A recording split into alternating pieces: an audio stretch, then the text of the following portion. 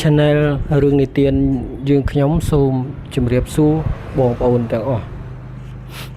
បាទថ្ងៃនេះ channel យើងខ្ញុំមានរឿងនិទានមួយ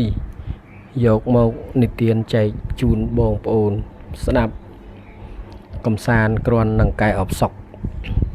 រឿងនឹងមានចំណងជើងថាឲ្យតែដេកក្រោមផ្ទះចាប់រំលោភទាំងអស់បាទតើដំណើររឿងយ៉ាងណាយ៉ាងណីនោះតោះសូមអញ្ជើញតាមដានស្ដាប់ទាំងអស់គ្នាបងប្អូនបាទដំណើររឿងមានដូចតទៅនៅតំបន់ស្រុកស្រែជនបទយើងពេលព្រឹកឡើងមានមនុស្សឆ្កូតបងប្អូនមនុស្សនឹងឆ្កូតគេហៅថាមិនគ្រប់ទឹកគាត់ដើរតាមខ្នល់ដើរតាមពីចុងភូមិលិចដល់ចុងភូមិកើតដល់ពេលចឹងទៅដើរតាមខ្នល់ហ្នឹងគាត់ដើរស្រែកបដើឲ្យតាណាដេកក្រោមផ្ទះចាប់លោបទាំងអស់ឲ្យតាណាដេកក្រោមផ្ទះពេលត្រឡប់មកវិញចាប់រំលោភទាំងអស់ដល់ពេលចឹងទៅមានកំមុំចាស់ម្នាក់បាទបងប្អូនស្គាល់ហើយពាក្យថាកំមុំចាស់ហ្នឹងគាត់មិនដែលស្គាល់ជាតិអាគេរំលោភអាគេអីហ្នឹងដល់ចឹងគាត់លឺពេលគាត់លឺគាត់ថាយ៉ាស្ដាប់ឲ្យច្បាស់មើលគេដើរស្រែកថាម៉េចបាទចឹងមនុស្សឈូតហ្នឹងចេះតែដើរមកស្រែកចឹង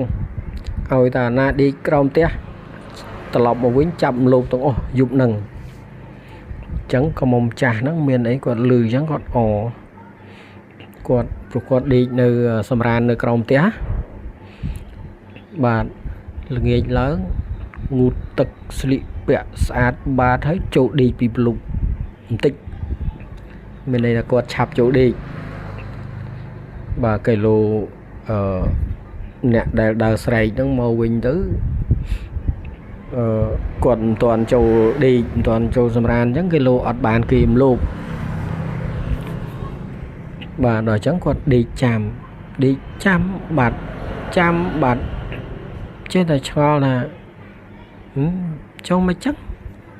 និយាយច្បាស់ណាស់ថាយប់ហ្នឹងមករំលោភហើយឥឡូវមិនគាត់ឃើញគាត់ក៏ចុះពីលើក្រែក្រោមផ្ទះហ្នឹងទៅអង្គុយមាត់ចណ្ដើបាទទៅអង្គុយនៅមុខផ្ទះស្រាប់តែម៉ោងប្រហែល2ដល់10យប់មកមែនបងប្អូនដើរស្រែកមកទៀតមានណាដេកក្រោមផ្ទះទេមានអ្នកដេកក្រោមផ្ទះទេបាទដល់អញ្ចឹងមីងឬក៏យាយកំមុំចាស់ហ្នឹងគាត់ចូលទៅដេកវិញបាទចូលទៅដេកវិញស្រាប់តែមនុស្សឈូតហ្នឹងគាត់ដើរមកដល់មានអ្នកដេកក្រោមផ្ទះទេមានអ្នកដេកក្រោមផ្ទះទេស្រាប់តែយាយកំមុំចាស់ហ្នឹងគាត់ស្រែកឆ្លើយព្រោះដល់មុខផ្ទះហើយអត់ឃើញចូលមានកំពុងតែដេកចាំនៅក្រោមផ្ទះនេះបាទគាត់និយាយចឹងដើម្បីឲ្យគេចូលចាំលោកដល់មនុស្សឈូតឮស្រែកចឹងមានអីបងប្អូនដាក់មេប្រូចលឿនធ្លោបាទគ្មានងាកក្រោយទេចឹងគាត់អត់ចូលចាំលោកផងចឹងអ៊ំហ្នឹងយាយកំមុំចាស់ហ្នឹងគាត់ក៏ហ៊ូចិត្ត